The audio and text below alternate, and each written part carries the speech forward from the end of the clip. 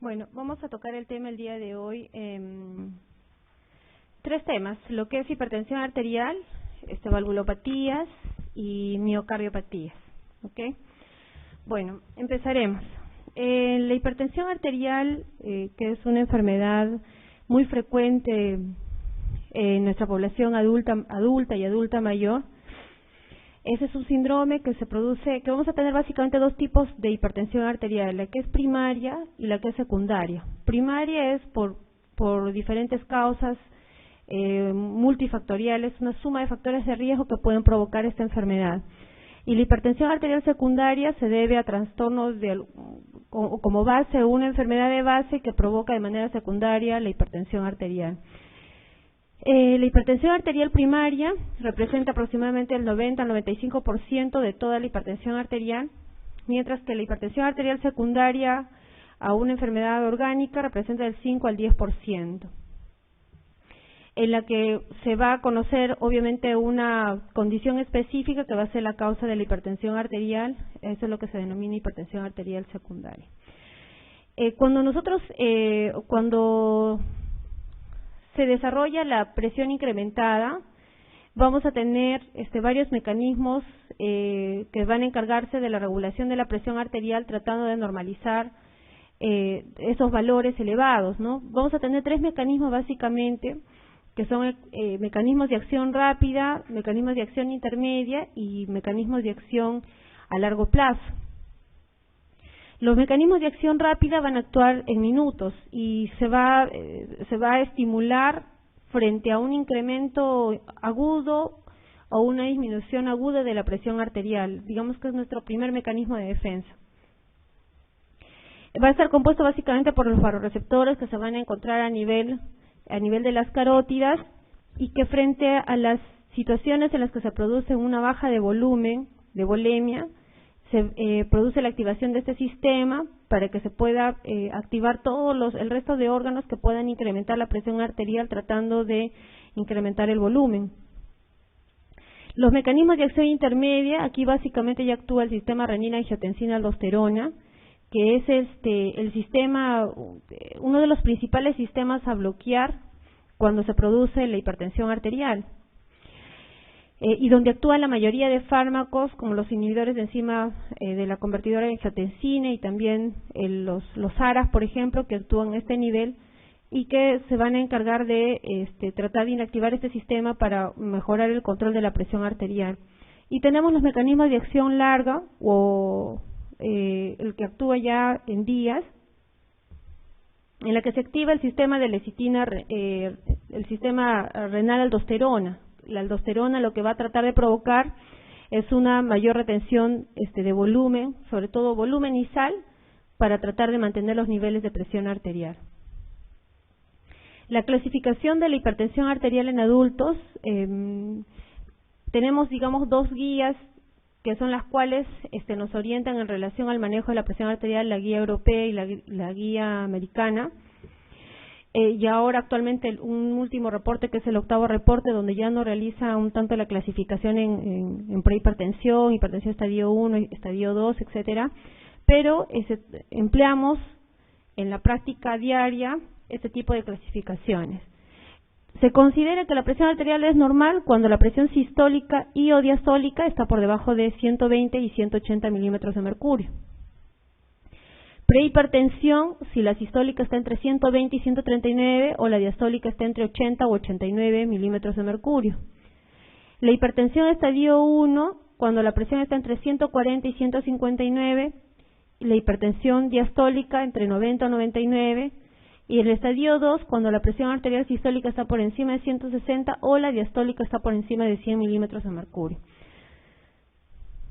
¿Quién es el que nos determina el estadio de hipertensión arterial? Es en realidad la presión más alta, sea la sistólica o sea la diastólica. Vamos a suponer que tiene 140 de presión sistólica, pero tiene 100 de diastólica. Entonces sería un hipertenso estadio 2. O sea, quien va a comandar es la presión más alta, sea sistólica o sea la diastólica. Desde el estadio de hipertensión arterial, desde el estadio 1, ya iniciamos con el tratamiento antihipertensivo. En realidad, en aquellos pacientes que tienen presiones normales, obviamente no vamos a dar ningún tipo de tratamiento. Desde la prehipertensión arterial hacia arriba, tenemos que hacer una valoración de los factores de riesgo y hacer de todas maneras cambios en los estilos de vida.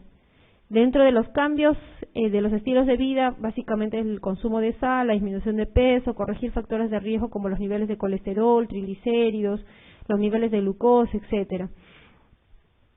Las drogas que se emplean para el manejo de la hipertensión arterial, no existe la droga ideal, que digamos esta es la droga que va a controlar a todos los pacientes hipertensos, no es así. La tendencia es terapia combinada. Dentro de los fármacos que se eligen siempre van a estar los YECAs o los ARAs, asociados a un calcio antagonista o beta bloqueadores y o diuréticos, como pueden observar aquí, ¿no? Entonces la terapia siempre debe ser combinada, así sea en dosis bajas, e ir incrementando de acuerdo a cómo va el paciente controlando o no va controlando la presión arterial. La otra clasificación según la guía europea de la Sociedad Europea de Cardiología, tenemos por ejemplo aquí, son un poco más exquisitos en la clasificación de la presión arterial. Por consenso, la presión normal es por debajo de 120,80 milímetros de mercurio. Se considera normal, todavía hasta 129 y hasta 84 la diastólica. Normal alta o prehipertensión cuando es entre 130 a 139 y 85 o 89 milímetros de mercurio. Acá se divide en 3 grados la hipertensión arterial. La hipertensión grado 1, 140 a 159 la diastólica y o 90 a 99 la diastólica. En el grado 2, la sistólica desde 160 hasta 179 y o diastólica de 100 a 109. La de grado 3, más de 180 milímetros de mercurio la sistólica y la diastólica por encima de 110. Y la hipertensión sistólica aislada es que la presión arterial diastólica se encuentra dentro de rangos normales, pero con incrementos por encima de 140 milímetros de mercurio en relación a la presión arterial sistólica.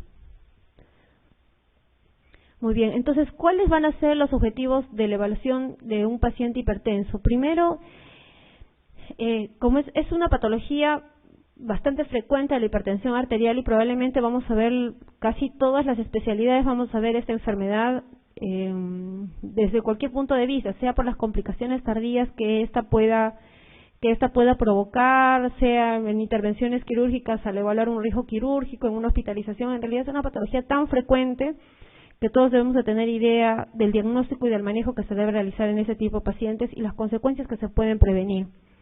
En primer lugar, obviamente establecemos el diagnóstico de la hipertensión arterial. Mientras más severa sea el estadio de la hipertensión, el pronóstico obviamente a mediano plazo va a ser peor. En todo paciente siempre debemos descartar la posibilidad de una hipertensión arterial secundaria, a pesar de que por frecuencias la hipertensión arterial primaria es la más frecuente, o sea, de etiología multifactorial, pero siempre dentro del plan debe ser descartar una etiología secundaria. Segundo lugar, establecer si es que hubo o no hubo daño a nivel de los órganos diana u órganos blancos que llamamos. ¿Cuáles son los órganos blancos que nos interesan en la hipertensión arterial? Corazón, cerebro, riñón y visión. Son los órganos que evaluamos al momento del diagnóstico de la hipertensión para establecer la severidad del órgano diana. Y los trastornos clínicos asociados. Identificar los factores de riesgo cardiovascular desde la obesidad, del tabaquismo, la dislipidemia, sea por hipercolesterolemia, hipertrigliceridemia o por HDL bajo, el incremento del ácido úrico, el estrés, la falta de actividad física, el consumo de sal. Entonces son una serie de factores de riesgo que tenemos que identificar. Recuerden que el tratamiento en el paciente hipertenso no solamente es este medicamento, sino este componente de corregir factores de riesgo cardiovasculares es fundamental. Entonces, ¿cómo es que establecemos la lesión del órgano diana? Primero en el corazón, lo que vamos a evaluar, o la primera acción que se produce por la hipertensión arterial en el corazón, va a ser un incremento del grosor del músculo cardíaco, eso se llama hipertrofia ventricular. El ventrículo izquierdo, al soportar grandes presiones, lo que hace al inicio es incrementar el engrosamiento de las fibras musculares y provocar hipertrofia. al comienzo esta hipertrofia va a ser favorable porque va a incrementar el flujo sanguíneo hacia todo el organismo y va a mejorar el gasto cardíaco, va a mejorar la fracción de eyección. Pero posteriormente, recuerden que esta hipertrofia lo que va a hacer es provocar una disminución de volumen al final de la diástole, es decir, va a haber una menor compliance y dependiendo de la severidad de la hipertrofia, podemos llegar inclusive a tener hasta falla cardíaca de tipo diastólica. Recuerden que posteriormente la evolución de esa hipertrofia va a ser siempre a una cardiopatía dilatada, ¿no? La evolución final de toda lesión al músculo cardíaco finalmente culmina con dilatación de cavidades isquiadas. La hipertrofia del ventrículo izquierdo se puede evaluar con diferentes exámenes. Uno de los principales exámenes, o digamos el que tenemos a la mano, va a ser siempre el electrocardiograma, donde van a haber varios índices en los que nos va a demostrar de que existe engrosamiento de las paredes del corazón. Los índices más comunes, porque son como 15, son el índice de Sokolov y el índice de Cornell. Esos son los más frecuentes, los más sensibles, y los que, evidenciando en el electrocardiograma, nos puede determinar que existe engrosamiento de las paredes del corazón. El signo de Sokolov, cuando se suma la derivación B5, B6 con la derivación B1, B2, la S de B1, B2 con la R de B5, B6 y sume más de 38 milímetros. El signo de Cornell, que es en las derivaciones de miembros de 1 a BL, cuando este es más de 22.440 milímetros en relación a su amplitud. El examen que nos va a ayudar en definir, en realidad, la severidad de la hipertrofia del ventrículo izquierdo va a ser el ecocardiograma. El electrocardiograma solamente nos da signos indirectos, mientras que la ecocardiografía nos permite evaluar con exactitud el grosor de la pared del ventrículo y lo que llamamos es el índice de masa del ventrículo izquierdo. Entonces, el índice de masa, en el caso de varones, es por encima de 125 indexado por metro cuadrado y en el caso de mujeres por encima de 110 gramos por metro cuadrado. Entonces, ese es uno de la evaluación de los órganos diana en el caso de la evaluación cardiológica. Otro dato importante que nos interesa es la evaluación de las arterias y lo hacemos en la arteria carótida, evaluando lo que es la relación íntima media o el engrosamiento simplemente de la íntima. Recuerden que las arterias tienen 3 capas y la primera que nos interesa es la íntima. Cuando soporta grandes o altos niveles de presiones, esta capa se va engrosando y nos va señalando de que ya existe un proceso inflamatorio a nivel arterial. La carótida es una de las arterias de más fácil evaluación porque la tenemos expuesta en el cuello y con estudios de ecodoppler carotidio se puede establecer el engrosamiento y la relación existente entre las capas de la íntima media. Cuando este engrosamiento de la pared mide más de 0.9 milímetros, ya nos está hablando de que existe lesión a nivel de vaso arterial o que nos está sugiriendo ya de que el tiempo transcurrido entre la lesión de la hipertensión arterial hasta el desarrollo de la placa aterosclerótica es corta. Entonces, cualquiera de las dos lesiones producidas a nivel de la carótida, el engrosamiento por encima de 0.9 milímetros o la presencia de placa aterosclerótica, nos está valorando el daño a nivel arterial, que es otro órgano blanco que tenemos que vigilar. El otro órgano sumamente importante es el riñón. En el riñón evaluamos a través de la creatinina. Cuando existe el valor normal o que se consideraría ya incrementado en hombres es por encima de 1.3 y en mujeres por encima de 1.2 miligramos por decilitro. Como solamente valoración de creatinina sérica, pero también tenemos la posibilidad de evaluar depuración de creatinina. Ya en valores para detección más temprana de lo que es falla renal, vamos a tener el dosaje de la microalbuminuria. La microalbuminuria, que el valor normal es entre 30 a 300 miligramos por 24 horas, por encima de 300 ya nos está indicando daño renal incipiente. El otro órgano que también debemos valorar aquí es el fondo de ojo para evaluar la retinopatía hipertensiva existente. Ahora, ¿qué enfermedades clínicas asociadas podemos encontrar en el contexto de un paciente hipertenso? ¿no?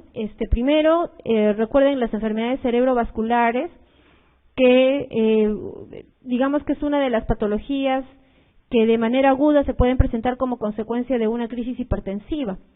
La hipertensión arterial, cuando está por encima de valores de 180 sobre 110 milímetros de mercurio, predispone al desarrollo de estos accidentes cerebrovasculares, sea isquémico, sea hemorrágico, sea permanente o simplemente sea de tipo transitorio, ¿no? Que no quede ningún tipo de secuelas. A nivel cardíaco, este engrosamiento de paredes, que se llama hipertrofia ventricular, puede provocar también angina. Recuerden que al engrosar el músculo cardíaco va a requerir una mayor demanda de oxígeno, que no va a poder ser ofertado por unas arterias coronarias que van a ser insuficientes para una masa muscular incrementada. Esa es la razón por la que se produce angina sin necesidad de existir enfermedad aterosclerótica a nivel arterial. Entonces, ¿los pacientes con cardiopatía hipertensiva pueden tener angina? Sí, pueden tener angina. Inclusive pueden desarrollar infarto de tipo ST no elevado, pueden desarrollar infarto aún no teniendo enfermedad aterosclerótica a nivel arterial, ¿no?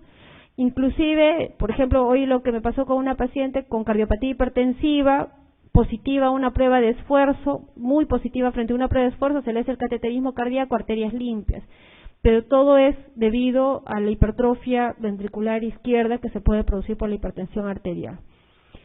Puede llevar a insuficiencia cardíaca congestiva, sí, inicialmente de tipo diastólica por ese engrosamiento importante y que posteriormente puede llevar a una insuficiencia de tipo sistólica por la dilatación que se produce a nivel de las cavidades izquierdas. Dentro de las enfermedades renales pueden existir también enfermedades asociadas. Recuerden que la hipertensión arterial va muy de la mano con la diabetes. Podemos tener nefropatías con un incremento progresivo de la función renal, inclusive puede llevar hasta un síndrome nefrótico con proteinuria por encima de los 300 miligramos en 24 horas, ¿no? La enfermedad vascular periférica, que valoramos con el ecodoppler carotidio, la retinopatía, que se evalúa a través del fondo de ojo. Muy bien, entonces estos son las complicaciones que se pueden presentar a lo largo de la enfermedad de la hipertensión arterial crónica no adecuadamente controlada. Es otro el escenario que vamos a tener frente a un paciente que acude por emergencia frente a una crisis hipertensiva. Ustedes recuerdan que la crisis hipertensiva se habla de presiones arteriales por encima de 180 sobre 110 milímetros de mercurio, la cual puede dividirse en emergencia u urgencia hipertensiva. La primera asociada a daño de órgano blanco, la segunda no asociada a daño de órgano blanco. Cuando hablamos de emergencia hipertensiva, no interesan tanto los valores de presión arterial, sino interesa más la presencia el momento en que se presenta el daño de órgano blanco. Pueden venir pacientes con un accidente cerebrovascular con presiones de 160 milímetros de mercurio, pueden venir. O sea, no es limitante el valor de la presión arterial en el caso de una emergencia hipertensiva. La conducta en el manejo del paciente hipertenso va a ser diferente. Frente a una crisis hipertensiva, de ser una emergencia, obviamente vamos a tener que bajar la presión arterial aproximadamente el 30% de la presión arterial máxima con la que ingresa el paciente dentro de la primera hora, y el resto de las 24 horas se trata de bajar la presión arterial más o menos llegando hasta unos niveles de 160 con 90 milímetros de mercurio. A diferencia de un paciente hipertenso, crónico, no controlado, que no acude con una crisis hipertensiva, el manejo de la presión arterial se va a hacer de manera más lenta, progresiva, asociando fármacos e intentar lograr las metas dentro de las primeras 24 horas. Entonces, dos cosas importantes en la hipertensión arterial. Uno, primero, establecer si es que es un paciente que acude como crisis hipertensiva, donde vamos a tener que dividirlo entre una emergencia o una urgencia hipertensiva, si está o no está asociado a daño de órgano blanco, que es lo que hace la diferencia. En este tipo de pacientes, el manejo va a ser bajar la presión arterial más o menos un 30% dentro de las primeras horas y tratar de llevar las presiones hasta más o menos 160,90 en el periodo de 24 horas. Mientras que en los pacientes que acuden por una hipertensión arterial crónica, tenemos que establecer uno, daño de órgano blanco, establecer la severidad de la hipertensión arterial y, en tercer lugar, establecer los factores de riesgo para poder hacer el control de aquellos factores que pueden ser modificables. Muy bien. Entonces aquí estamos viendo, por ejemplo, un corazón normal. Vean aquí el grosor de la masa muscular del ventrículo izquierdo y vean aquí el engrosamiento de las paredes, ¿no? Que hay una hipertrofia marcada del ventrículo izquierdo. Entonces, ¿cuál va a ser el primer problema? Vamos a tener una disminución del volumen diastólico final del ventrículo izquierdo por la disminución del compliance que se produce de esta cavidad, y eso va a conllevar justamente al desarrollo de la insuficiencia cardíaca. A nivel cerebral, con hipertensiones no controladas, de manera crónica, vamos a empezar a tener microinfartos de manera crónica y persistente en el tiempo, ¿no? Cuando se presentan las crisis o las urgencias hipertensivas, las emergencias hipertensivas, vamos a tener el problema de las enfermedades cerebrovasculares o transitorios, cuando esas duran por debajo de 24 horas. Entonces, ¿cuáles son los factores de riesgo cardiovascular? Los factores de riesgo cardiovascular que está incluida dentro de ellas la hipertensión arterial, tenemos también el tabaquismo, la obesidad cuando la masa indexada es por encima de 30 kilogramos por metro cuadrado, la inactividad física, la dislipidemia. Aquí en la dislipidemia tenemos que considerar no solamente la hipercolesterolemia, sino además la disminución del HDL, que es el colesterol protector. Cuando ese está por debajo de 40, se considera también dislipidemia. El incremento de triglicéridos por encima de 150 miligramos por decilitro. La diabetes es otro factor de riesgo, pero no solamente ya como diabetes propiamente dicha o ya establecida, sino desde el momento en que existe ya inclusive trastornos en el metabolismo de la glucosa, ¿no? Con el test de tolerancia a la glucosa, o ya existe la resistencia a la insulina, ya nos está señalando de que existen problemas metabólicos, y la diabetes mellitus es un sinónimo de enfermedad coronaria, recuérdenlo siempre. La microalbuminuria, que ya es el daño renal de manera incipiente, o la estimación de la filtración glomerular a nivel renal por debajo de 60 milímetros por minuto. La edad en los varones por encima de 55 años, en las mujeres por encima de 65 años. La historia familiar de enfermedades cardiovasculares prematuras, hombres que hayan tenido problemas de infarto por debajo de 55 años o mujeres con problemas cardiovasculares por debajo de 65 años. Entonces, dentro de todos estos factores de riesgo van a haber factores de riesgo que van a ser modificables y aquellos factores de riesgo que no van a ser modificables, como por ejemplo no modificables la edad, la historia familiar, pero el resto de factores de riesgo son modificables, controlando la diabetes, controlando el colesterol, realizando actividad física, disminuyendo la obesidad, cesando el tabaquismo, etcétera. Ahora, para estratificar el pronóstico de la hipertensión arterial, porque de acuerdo a la estratificación también va a depender la intensidad del manejo con el tratamiento antihipertensivo. Entonces partimos de la clasificación de la hipertensión arterial, normal, normal alta, grado 1, grado 2 y grado 3. Como pueden ver aquí, cuando la presión es normal, sin factores de riesgo, no hay mayor riesgo en el paciente. Con dos factores de riesgo, el riesgo es bajo, pero con más de 3 factores de riesgo cardiovascular o diabetes, ya el riesgo incrementa a pesar de ser una persona con presiones arteriales normales. Y si tiene procesos clínicos asociados como por ejemplo infarto o un accidente cerebrovascular, ya el riesgo se convierte en alto. A diferencia de aquellos que son hipertensos, por ejemplo ya con grado 3, el riesgo ya es alto simplemente por ser hipertenso. Aún no teniendo otro factor de riesgo asociado, ya el riesgo se convierte en alto, en desarrollar cualquiera de las dos complicaciones que nos interesan, que viene a ser el infarto y el accidente cerebrovascular.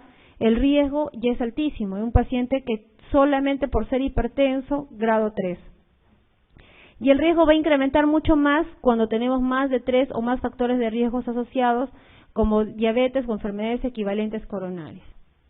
Miren, cuando el riesgo es muy alto, el riesgo absoluto de poder padecer complicaciones vasculares en 10 años es por encima del 30%. Por eso es tan importante hacer una detección oportuna de la hipertensión arterial estableciendo sus factores de riesgo cardiovasculares. Es una enfermedad frecuente, pero también asimismo no la tratamos como tal. Entonces, en lo que le señalaba aquí en la hipertensión arterial esencial, que es una hipertensión arterial que se produce por una sumatoria de factores de riesgos, como los antecedentes, como la historia familiar, la asociación de los propios factores de riesgo modificables y no modificables, no se debe a una patología secundaria en sí. Todo ese tipo de situaciones lo que provoca es justamente esto, el incremento del calcio citosólico, que hace que incremente la reactivación vascular, que estimule el sistema renina-angiotensina-aldosterona, que estimule el sistema simpático, y eso hace que se liberen las sustancias catecolaminérgicas y se produzca un incremento de la presión arterial. Entonces, en relación con la hipertensión arterial, se debe básicamente al incremento de calcio citosólico que favorece la reactivación vascular. A ver, señalar el enunciado incorrecto. Una hipertensión arterial sistólica superior a 160 se considera elevada. Una presión diastólica entre 90 y 99 se considera como hipertensión leve. Una hipertensión maligna no cursa con papiledema. La hipertensión arterial maligna, la principal característica es que va a cursar con papiledema. Son pacientes que tienen presiones arteriales muy elevadas y que debutan de inicio con papiledema, ¿ya? Entonces la respuesta aquí correcta es la C. En la hipertensión arterial, vamos a tener un tipo de hipertensión arterial que felizmente no es tan frecuente, pero es aquella que es la que llamamos como maligna, acelerada, aquella que cursa de manera rápida con papiledema, porque esa es la hipertensión arterial maligna. Lo que se produce a nivel de las arteriolas va a ser justamente la necrosis fibrinoide. Esta aceleración de la hipertensión arterial es tan rápida que produce lesiones a nivel de los vasos, provocando hemorragias múltiples en los diferentes órganos, sobre todo a nivel oftalmológico, cerebral, que son los órganos que más se van a ver afectados por ese tipo de enfermedad, ¿no? Presenta vasodilatación cerebral, vamos a tener anemia microangiopática, esquistocitos, justamente por la lesión que se produce a nivel de los vasos por esa necrosis fibrinoide a nivel arterial, que va a provocar lesión a nivel de los glóbulos rojos, la vasodilatación, la necrosis fibrinoide, con infartos en las zonas donde se produzcan ese tipo de lesiones.